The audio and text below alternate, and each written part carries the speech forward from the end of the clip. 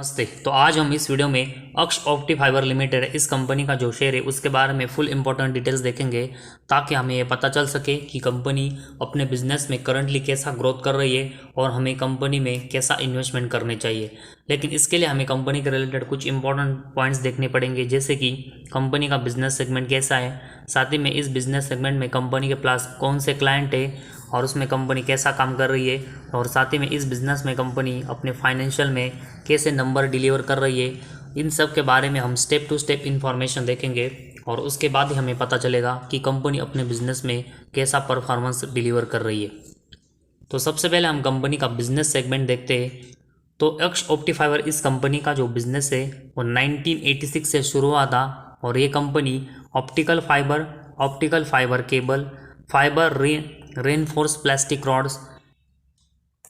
इम्प्रीगेंटेड glass revolving reinforcement और साथ ही में ऑप्थेल्मिक लेंसेज से इनका मैन्युफैक्चरिंग और सेलिंग करती है। और ये सब कंपनी डोमेस्टिक और इंटरनेशनल मार्केट में कैटर्स करती है। और कंपनी का अगर हम और बिजनेस देखेंगे तो कंपनी ई गवर्नेंस से रिलेटेड जो सर्विस है वो 10,000 प्लस ई गवर्नमेंट से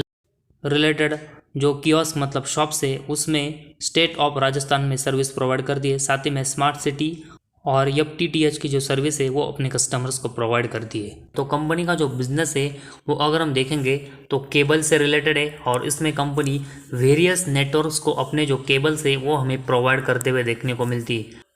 तो इंडिया में जो नेटवर्क है वो कंसिस्टेंट स्ट्रांग हो रहा है और इसी नेटवर्क को स्ट्रांग करने के लिए कंपनी के पास वेरियस टाइप्स की केबल होनी चाहिए जो कि इस कंपनी के पास है। और इसी वजह से इस कंपनी को इसका बेनिफिट हो सकता है, लेकिन इस कंपनी को अपने कस्टमर्स को अच्छी यहाँ पर सर्विस प्रोवाइड करनी पड़ेगी और साथ ही में कंपनी को अपने नंबर से स्पेशली अपनी जो सेल्स की ग्रोथ है वो यहाँ पर बढ़ानी पड़ेगी, तभी कंपनी आने वाले समय में अपने बिजनेस में एक अच्छी ग्रोथ कर पाएगी। तो फिलहाल कंपनी का जो बिज़नेस सेगमेंट है वो अच्छा है, लेकिन इसके साथ ही में इस बिज़नेस में कंपनी के पास कौन से क्लाइंट्स है और कंपनी के रिलेटेड और बिज़नेस की इन्फॉर्मेशन हम देखेंगे। और साथ ही में इस बिज़नेस में कंपनी के फाइनेंशियल कैसे वो भी हमें देखना पड़ेगा ताकि कंपनी के बारे में पूरा और क्लियर ओपिनियन हम बना पाए। और उसके बाद कंपनी का अगर हम क्लाइंट बेस देखेंगे तो कंपनी के क्लाइंट बेस में हमें BSNL, VSNL, MTNL, Reliance Jio Infocomm, Indian Oil, NTPC, Power Grid, Honeywell, Larsen टर्बो, रेलवेज, डिफेंस, ये सभी कस्टमर्स इंडिया के हमें कंपनी के पास देखने को मिले। और साथ ही में कंपनी राजस्थान गवर्नमेंट के साथ मिलकर ई गवर्नमेंट से रिलेटेड जो सर्विस है वो अपने वन स्टॉप अक्ष प्रोग्राम के थ्रू अपने कस्टमर्स को यहाँ पर प्रोवाइड करती है। तो ओवरऑल अगर हम कंपनी का क्लाइंट बेस देखेंगे तो कंपनी इंडिया के टॉप कंपनियों के साथ काम करती है और साथ ही में कंपनी गवर्नमेंट से रिलेटेड वर्क में हमें करते हुए देखने को मिली। तो कंपनी का जो क्लाइंट बेस है वो हमें बहुत ही स्ट्रांग यहाँ पर देखने को मिला है, जो कि इस कंपनी के बिजनेस के लिए एक बहुत ही प्लस पॉइंट हमें देखने को मिला है। और उसके बाद कंपनी का अगर हम जोग्राफिकल रीच देखेंगे मतलब कंपनी का जो बिजनेस है उसका नेटवर्क है वो कहाँ तक पहुँचा है उसके बारे में इंफॉर्मेशन देखेंगे तो कंपनी का बिजनेस का destination USA, south America, Europe, CIS, Africa, middle east और एशिया, इन जैसे लोकेशन पर हमें देखने को मिला। और कंपनी ने रिसेंटली 2 मेजर इंटरनेशनली टेंडर से वो यहाँ पर ऑन किए, जो कि इस कंपनी के बिज़नेस के लिए ये भी बहुत ही अच्छा और पॉजिटिव साइन है। तो इंडिया के साथ ही में ओवरसीज़ मार्केट में भी ये कंपनी अपना बिजनेस एक्सपांड कर रही है, जो कि एक पॉजिटिव साइन है। और उसके बाद कंपनी का रिसर्च और डेवलपमेंट से रिलेटेड जो वर्क है उसके बारे में इंफॉर्मेशन देखेंगे तो कंपनी ने recently new vendors of coating materials यहाँ पर डेवलप किया है। साथ ही में कंपनी ने 6 new vendors major raw materials के लिए यहाँ पर डेवलप किया है, जिसमें हमें OFC यहाँ पर देखने को मिले। और साथ ही में वेरियस वेंडर्स को अल्टरनेट सोल्यूशन देने के लिए भी हमें ये कंपनी डिस्कशन करते हुए देखने को मिली। तो ओवरऑल अगर हम रिसर्च और डेवलपमेंट भी देखेंगे तो इस कंपनी का अच्छा देखने को मिला है, लेकिन इस रिसर्च और डेवलपमेंट का यूज़ है वो कंपनी अपने बिजनेस में कैसे इंप्लीमेंट करती है वो भी आने वाले दिनों में हमें देखना पड़ेगा, ताकि कंपनी की जो ग्रोथ है वो इस रिसर्च और डेवलपमेंट से कैसे हो रही है वो हमें पता चले। तो कंपनी का जो बिज़नेस सेगमेंट है वो अच्छा है, साथ ही में कंपनी के क्लाइंट बेस भी अगर हम देखेंगे तो बहुत ही अच्छे है, लेकिन इस क्लाइंट बेस के साथ काम करने के बाद कंपनी कैसा रेवेन्यू जनरेट करती है वो भी हमें देखना पड़ेगा, ताकि कंपनी की जो ग्रोथ है वो करंटली कैसे हो रही है और इन सब के साथ मतलब अच्छे क्लाइंट के साथ कंपनी के काम करने से कंपनी अच्छी ग्रोथ कर पा रही है या फिर नहीं वो हमें पता चले। और उसके लिए हमें कंपनी के रिलेटेड फंडामेंटल और फाइनेंशियल में कुछ नंबर से वो देखने पड़ेंगे।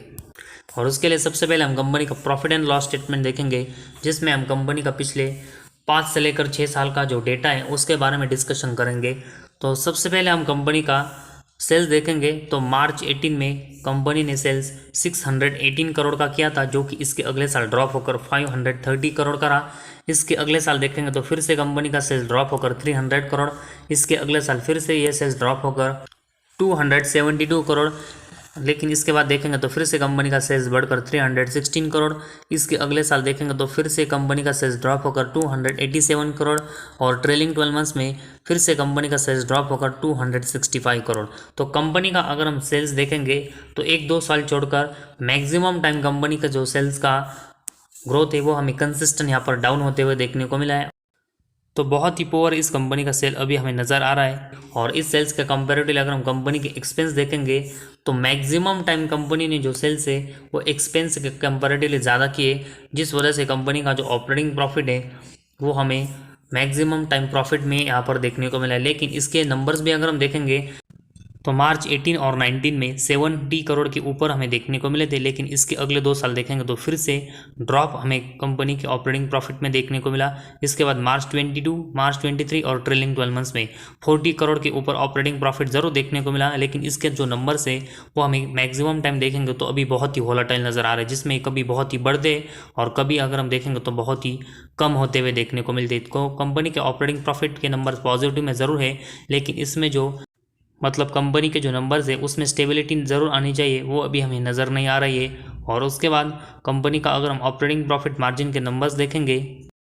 तो मार्च 18 और 19 में ऑपरेटिंग प्रॉफिट मार्जिन के नंबर से वो 10% के ऊपर थे। लेकिन इसके बाद देखेंगे तो अगले 2 साल में फिर से 10% के नीचे ऑपरेटिंग प्रॉफिट मार्जिन के नंबर्स गए। और इसके बाद अगर हम देखेंगे तो अगले 3 साल में फिर से ऑपरेटिंग प्रॉफिट मार्जिन के नंबर से वो हमें कंपनी के 10% के ऊपर यहाँ पर देखने को मिले। तो कोई स्टेबिलिटी ऑपरेटिंग प्रॉफिट मार्जिन के नंबर्स में हमें नज़र नहीं आ रही है। ज़रूर पिछले 3 सालों में ये कंपनी ने 15% के ऊपर जनरेट किया है, लेकिन अगर हम लॉन्ग टर्म के पर्सपेक्टिव से और इन्वेस्टमेंट की नज़र से देखेंगे तो एक स्टेबिलिटी किसी भी नंबर में होने चाहिए। एटलीस्ट वो थोड़े ऊपर नीचे हो रहे वो चलेगा, लेकिन इस कंपनी के ऑपरेटिंग प्रॉफिट मार्जिन के नंबर्स देखेंगे तो उसमें बहुत ही अप एंड डाउन्स आ रहे हैं, जो कि इस कंपनी के परफॉर्मेंस को बहुत ही ऊपर नीचे कर सकता है। और इसी वजह से हमें इस कंपनी में ये बड़ा यहाँ पर रिस्क देखने को मिला है। तो ऑपरेटिंग प्रॉफिट और ऑपरेटिंग प्रॉफिट मार्जिन इन दोनों के नंबर से वो कंपनी को स्टेबल करने पड़ेंगे, ताकि कंपनी की एक जो ग्रोथ है वो लॉन्ग टर्म में भी एक स्टेबल हो। तो इस पॉइंट तक अगर हम देखेंगे मतलब ऑपरेटिंग प्रॉफिट और ऑपरेटिंग प्रॉफिट मार्जिन तक, तो कंपनी के नंबर एटलीस्ट पॉजिटिव में थे। लेकिन अदर इनकम देखेंगे तो कंपनी का पिछले 2 साल में लॉस में गया। साथ ही में कंपनी को कुछ इंटरेस्ट और कुछ डिप्रिसिएशन यहाँ पर चुकाना पड़ता है। और ये सब ऐड होने की वजह से कंपनी का जो ऑपरेटिंग प्रॉफिट प्लस में था वो अब हमें यहाँ पर प्रॉफिट बिफोर टैक्स में देखेंगे तो मैक्सिमम टाइम यहाँ पर लॉस मेकिंग यहाँ पर देखने को मिल रहा है। और इसी वजह से कंपनी के नेट प्रॉफिट के नंबर से वो भी हमें यहाँ पर ज़्यादातर पिछले कुछ समय से लॉस मेकिंग यहाँ पर देखने को मिले। तो मार्च 18 और 19 में देखेंगे एटलीस्ट ये नंबर पॉजिटिव में 21 और 11 करोड़ के थे। लेकिन इसके बाद देखेंगे तो कंसिस्टेंट नेट प्रॉफिट में कंपनी हमें लॉस करते हुए देखने को मिली। और उसका जो सबसे बड़ा रीज़न है कि कंपनी को डिफरेंशिएशन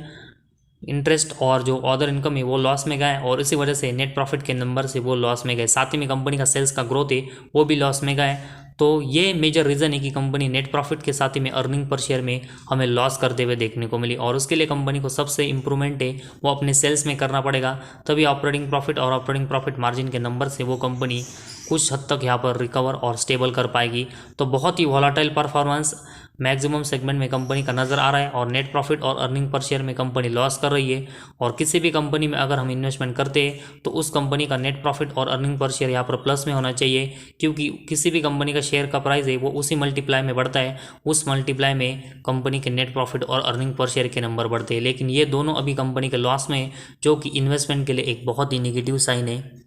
इसके बाद कंपनी की बैलेंस शीट अगर हम देखेंगे तो कंपनी के जो रिजर्व है वो मार्च 23 में लॉस में जा चुके हैं, जो कि मार्च 18 में 400 करोड़ के ऊपर थे। तो कंपनी के पास जो रिजर्व था वो भी अभी हमें लॉस में जाते हुए देखने को मिला, जो कि एक बहुत ही निगेटिव साइन है। और इस रिजर्व के कंपेरेटिवली अगर हम कंपनी का बोरेंस देखेंगे तो मार्च 18 में कंपनी के ऊपर 270 करोड़ का बोरेंस था, जो कि अभी कंपनी ने इसके बाद कंसिस्टेंट इसको कम किया है, और अभी मार्च 23 में कंपनी के ऊपर 183 करोड़ का बोरेंस है। तो कंपनी के ऊपर का बोरेंस कम होने की वजह से कंपनी का जो इंटरेस्ट है वो पिछले कुछ समय से यहाँ पर कम हो रहा है। लेकिन अभी भी कंपनी के जो रिजर्व है वो लॉस में, उसके कंपेरेटिवली कंपनी के ऊपर बहुत ही ज़्यादा बोरंस है, जो कि कंपनी के बैलेंस शीट को अभी भी बहुत ही अनस्टेबल करता है। तो इसी वजह से कंपनी को अपने जो रिजर्व लॉस में गए वो फिर से पॉजिटिव में लाने पड़ेंगे, और कंपनी जैसा बोरंस कंसिस्टेंट यहाँ पर कम कर रही वो कंपनी को कम करना पड़ेगा, तभी कंपनी की जो बैलेंस शीट है वो हमें स्टेबल होते हुए देखने को मिलेगी, और तभी कंपनी के नेट प्रॉफिट के नंबर्स में जो कंपनी कंसिस्टेंट लॉस कर रही है वो फिर से हमें पॉजिटिव में देखने को मिलेंगे। और उसके बाद कैश फ्लोज देखेंगे तो मार्च 18 में कंपनी का नेट कैश फ्लो 4 करोड़ के प्लस में था, इसके अगले साल ये लॉस में गया, इसके अगले साल प्लस, इसके अगले साल माइनस, इसके अगले साल प्लस और इसके अगले साल माइनस। तो कंसिस्टेंट नेट कैश फ्लो के नंबर्स अगर हम देखेंगे तो एक साल प्लस में जनरेट हो रहे हैं और उसके अगले साल माइनस में। तो कोई यहाँ पर स्टेबिलिटी हमें कंपनी के नेट कैश फ्लो में नज़र नहीं आ रही है, और मैक्सिमम टाइम ये नंबर से वो प्लस और माइनस में जा रहे हैं, जो कि कंपनी के परफॉर्मेंस को बहुत ही अनस्टेबल करता है। और इसी वजह से कंपनी को नेट कैश फ्लो के नंबर्स कंसिस्टेंट पॉजिटिव में जनरेट करने पड़ेंगे, ताकि कंपनी का परफॉर्मेंस भी लॉन्ग टर्म में स्टेबल हो। लेकिन इसके लिए कंपनी को जो अपनी इन्वेस्टिंग एक्टिविटी और फाइनेंसिंग एक्टिविटी के जो नंबर्स है वो मैक्सिमम टाइम यहाँ पर लॉस कर रहे हैं, वो यहाँ पर पॉजिटिव में जनरेट करने पड़ेंगे, ताकि कंपनी के नेट कैश फ्लो के नंबर से वो पॉजिटिव में जनरेट हो पाए। तो कंपनी ने ऑपरेटिंग एक्टिविटी में नंबर्स कंसिस्टेंट पॉजिटिव में जनरेट किए, जो कि एक अच्छा साइन है, और ऐसा ही कंपनी को इन्वेस्टिंग और फाइनेंसिंग एक्टिविटी में करना पड़ेगा, ताकि नेट कैश फ्लो के नंबर्स पॉजिटिव में कंपनी के जनरेट हो। और उसके बाद डेप्टर डेज कंपनी के देखेंगे तो मार्च 18 में कंपनी के जो डेप्टर डेज है वो यहाँ पर 145 है, जो कि इसके बाद कंसिस्टेंट कंपनी ने अपने डेप्टर डेज यहाँ पर कम किए, और अभी मार्च 23 में कंपनी के डेप्टर डेज 50 हमें देखने को मिले। तो कंपनी को अपने डेप्टर से पेमेंट लेने में कम समय लग रहा है, जो कि एक पॉजिटिव साइन है। और उसके बाद इन्वेंट्री डेज अगर हम देखेंगे तो मार्च 18 में ये 52 थे, जो कि इसके अगले 2-3 साल देखेंगे तो बढ़ रहे थे, लेकिन फिर से कंपनी ने यहाँ पर उसको कम किया है। तो इन्वेंट्री डेज में भी कंपनी ने एक अच्छी इंप्रूवमेंट की है, जिस वजह से कंपनी को अपनी इन्वेंट्री बेचने में कम समय लगता है, और जिस वजह से कंपनी के बिजनेस के लिए ये भी एक अच्छा साइन है। तो डेप्टर डेज में और इन्वेंट्री डेज में कंपनी के नंबर्स कम होना एक पॉजिटिव साइन कंपनी के बिजनेस के लिए होता है, जो कि इस कंपनी के बारे में अभी देखने को मिला है। और लास्ट में हम कंपनी का शेयर होल्डिंग पैटर्न देखेंगे तो कंपनी के प्रमोटर के पास जून 23 में 27% की हिस्सेदारी, जो कि पिछले कुछ समय से अगर हम देखेंगे तो 27.95 थी, जो कि अभी हमें थोड़ी सी कम होते हुए देखने को मिली है। तो एफआईएस की हिस्सेदारी इस कंपनी में 0 है, और उसके कंपेरेटिवली पब्लिक के पास 72% की हिस्सेदारी हमें देखने को मिली। तो कंपनी के जो मेजोरिटी स्टेक है वो पब्लिक के पास होना, वो इस कंपनी के बिजनेस को और कंपनी को कभी भी बहुत ही अनस्टेबल कर सकता है, और इसी वजह से कंपनी के प्रमोटर को अपनी हिस्सेदारी कंपनी में बढ़ानी पड़ेगी, ताकि कंपनी का परफॉर्मेंस लॉन्ग टर्म में और बिजनेस में स्ट्रांग हो। तो ओवरऑल अगर हम अक्ष ऑप्टिफायर कंपनी के बारे में देखेंगे तो कंपनी केबल से रिलेटेड जो डिस्ट्रीब्यूशन नेटवर्क है उसमें काम करती, जो कि एक अच्छा बिजनेस है। तो कंपनी के पास रिलायंस जियो इन्फोकॉम, साथ ही में एल&टी, साथ ही में अगर हम देखेंगे तो BSNL, MTNL, इन जैसे बहुत ही बड़े क्लाइंट्स हमें देखने को मिले। तो इन जैसे बड़े क्लाइंट्स के काम करने के बाद भी कंपनी का जो सेल्स का ग्रोथ है वो हमें कंसिस्टेंट डाउन होते हुए देखने को मिला, जो कि कंपनी के बिजनेस के लिए अगर हम देखेंगे तो करंटली पोजीशन में एक निगेटिव पॉइंट है, और इसी वजह से हम कंपनी के ऊपर और बिजनेस के ऊपर अभी ज़्यादा ट्रस्ट नहीं कर सकते। साथ ही में कंपनी का नेट प्रॉफिट और अर्निंग पर शेयर के नंबर्स देखेंगे तो इसमें भी कंपनी कंसिस्टेंट पिछले 5 साल से लॉस कर रही है। तो किसी भी कंपनी में हम इन्वेस्टमेंट उसी समय कर दे कंपनी नेट प्रॉफिट में प्रॉफिटेबल हो और कंपनी का नेट प्रॉफिट कंसिस्टेंट बढ़ता रहे, या फिर कंपनी एक अच्छे नेट प्रॉफिट जनरेट करती हो,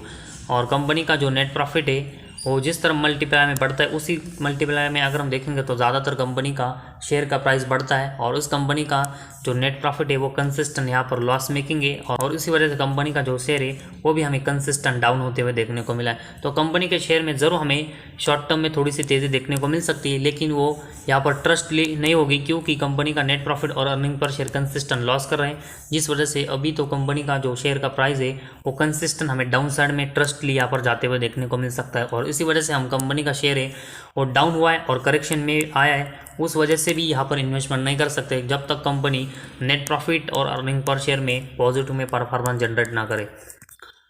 तो कंपनी ने डेप्टर डेज और इन्वेंट्री डेज में एक अच्छी इंप्रूवमेंट ज़रूर की है, लेकिन अभी भी कंपनी का जो रिजर्व है वो यहाँ पर लॉस मेकिंग है। कंपनी का नेट प्रॉफिट और अर्निंग पर शेयर के नंबर्स लॉस में है। कंपनी के मेजॉरिटी स्टेक है वो पब्लिक के पास है, जो कि इस कंपनी के बिजनेस के लिए ये बहुत ही नेगेटिव पॉइंट्स है, और इन सब में कंपनी की जो इंप्रूवमेंट है वो नहीं होती तब तक हम कंपनी में एक अच्छी इन्वेस्टमेंट नहीं कर सकते।